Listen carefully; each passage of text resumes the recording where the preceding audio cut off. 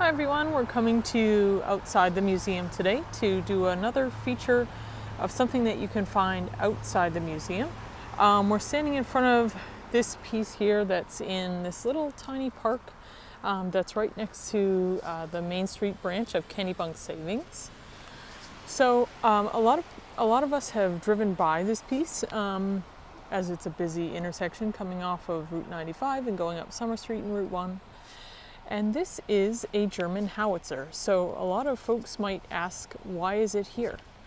And it has a really interesting story, and frankly, it's one of my favorite stories in Kennebunk, just because it shows how objects may have more meaning than it originally appears.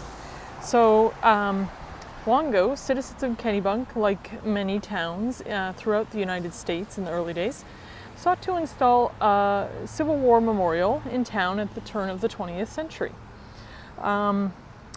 Obviously, it was the largest and most devastating war up till that point, and it was experienced by that generation's parents. So in 1900, Kennebunk resident Henry Parsons purchased the land that we're standing on here at the corner of Main and Fletcher Streets for about $10,000 and donated it to the town. A statue of a Civil War soldier, here he is, cost about $4,000 and was installed in 1908 to celebrate the restoration of peace to the nation. After World War I, a large plaque, which is right over here, was installed and listed the names of Kennebunk soldiers that participated in World War I. And you can still see all of the names listed today. In 1924, an act of Congress provided for the distribution of captured enemy artillery as war memorials for American cities and towns through an application program. So Kennebunk applied, but was turned down. 4 years later, in 1928, Henry Parsons, again, he was a World War I veteran, and he became aware of 20 German howitzers that had been placed with the Smithsonian in Washington, D.C., but due to a lack of storage space, as a lot of museums suffer, those pieces of artillery were stored on the grounds of something called the National War College. So Parsons wrote an appeal to the Smithsonian, and he had the help of Lister Hill, who was Maine's congressman at the time, and he asked the Smithsonian if they might donate one of their howitzers to the Kennebunk American Legion. The donation was finally approved, and in August 1928, this German 15-centimeter heavy field howitzer was arrived at Kennebunk Depot via a rail car. Now this weighs about 5,000 pounds.